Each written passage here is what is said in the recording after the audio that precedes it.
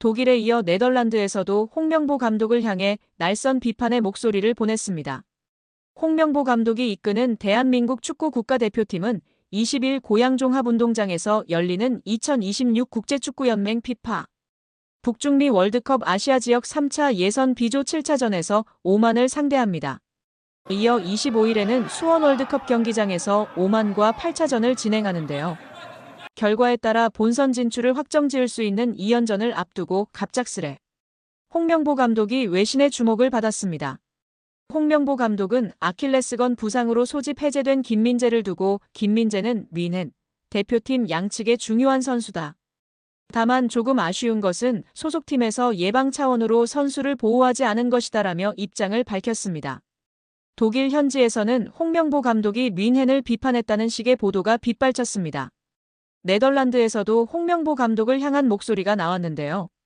최근 부상에서 복귀한 황인범을 무리하게 대표팀에 소집했다는 것이 주된 내용이었습니다. 데니스 크라넨부르흐는 페예노르트 팟캐스트를 통해 황인범의 복귀가 페예노르트에 큰 힘이 되었다고 주장했습니다.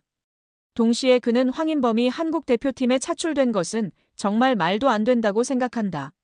지난 3개월간 거의 경기에 나서지 못했는데 복귀하자마자 전 세계를 돌아다녀야 한다며 목소리를 높였습니다. 함께 팟캐스트에 출연한 반 에르셀도 의견에 동의했습니다. 그는 이러한 일이 몇 년째 지속되는 것에 대해 불만이 있다. 어떻게 한 선수가 구단에서 여러 경기에 결장하다가 대표팀 경기에는 아무렇지 않게 차출될 수 있나?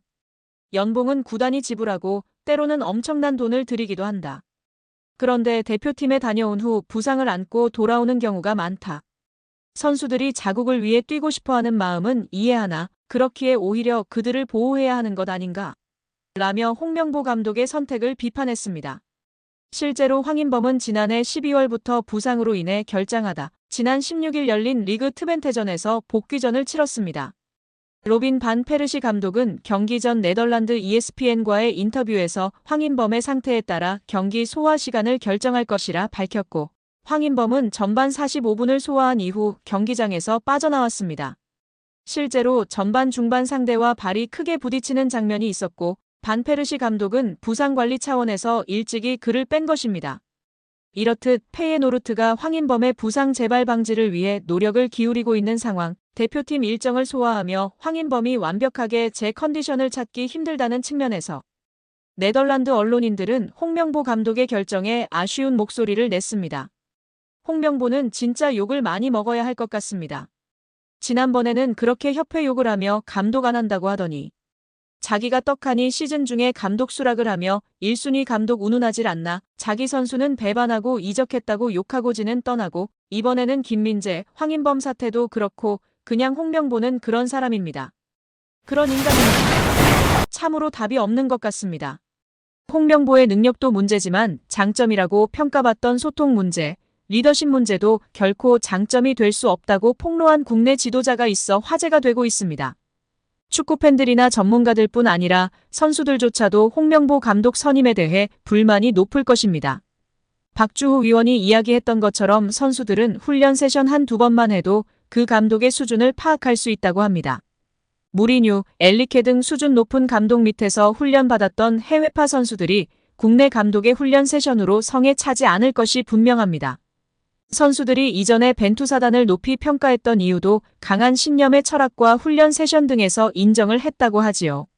전술과 기술적 능력도 떨어지는 홍명보 감독에게 30억 원 가까이 연봉을 지급하는 멍청한 협회에게 열불이 나서 쓰러지기 일보 직전입니다.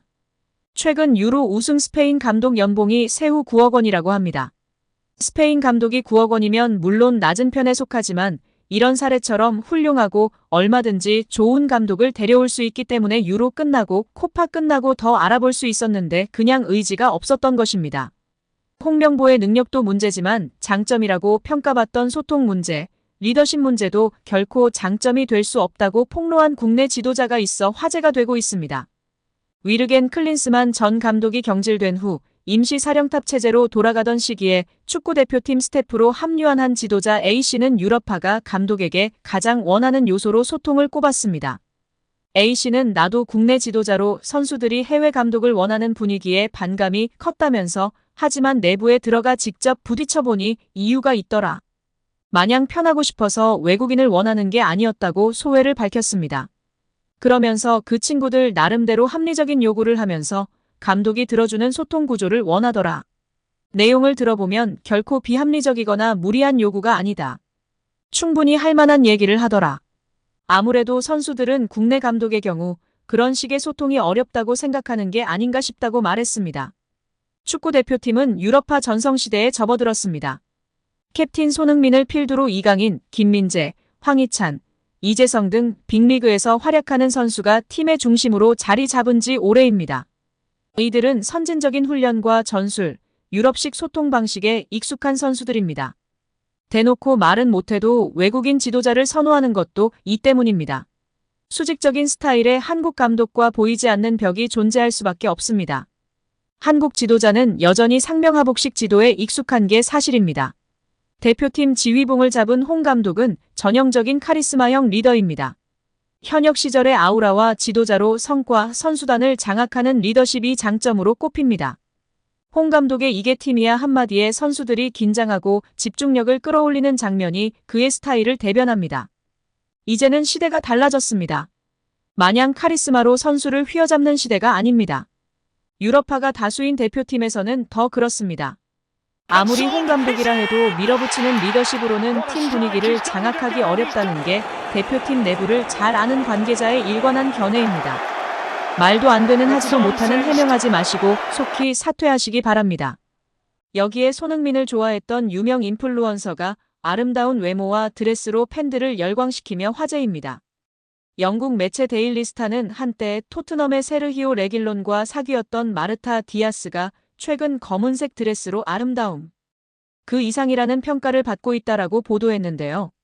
매체에 따르면 디아스는 자신의 사회관계망 서비스 SNS에 검은색 드레스를 입은 사진을 올리면서 팬들의 관심을 끌었습니다. 팬들을 댓글을 통해 정말 우아하다. 너무 예쁘다. 언제나 그렇듯이 당신은 매우 아름답고 우아하고 훌륭하다. 항상 아름답기 그지없다. 당신의 아름다움이 여성의 모습으로 드러났다라고 칭찬했습니다. 인스타그램 팔로워 숫자가 333만 명이 넘는 스페인 인플루언서 디아스는 과거 스페인 풀백 레길론과 연인 관계였던 것으로 유명한데요. 스페인 출신 레길론은 선수 경력 동안 레알 마드리드, 세비야, 토트넘, 맨체스터 유나이티드, 아틀레티코 마드리드 등 여러 팀에서 200경기 이상 출전한 수준급 레프트백입니다.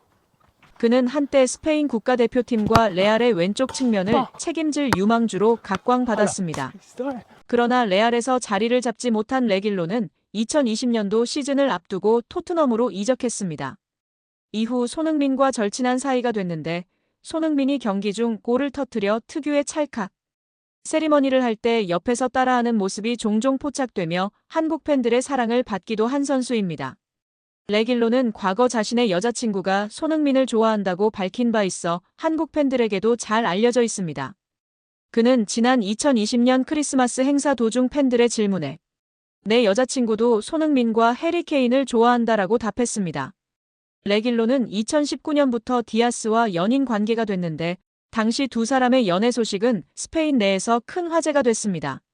레알 마드리드 출신의 스페인 축구대표팀에 발탁된 적도 있던 레길론의 194만 명보다 더 많은 팔로워를 보유 중인 그녀는 연애 기간 중 레길론과 함께 자주 행사에 동석했는데 이때 남자친구보다 더 큰 주목을 받았습니다. 레길론이 주전 경쟁에서 밀려 2022년 여름 스페인 라리가 클럽 아틀레티코 마드리드로 임대 이적했을 때도 디아스는 레길론의 아틀레티코 입단식에 동행했습니다. 두 사람은 약 4년간 교제한 뒤 지난 2023년에 결별한 것으로 알려졌습니다. 매체에 따르면 디아스는 레길론과 헤어진 후 난 레길론에게 많은 걸 말하고 싶다.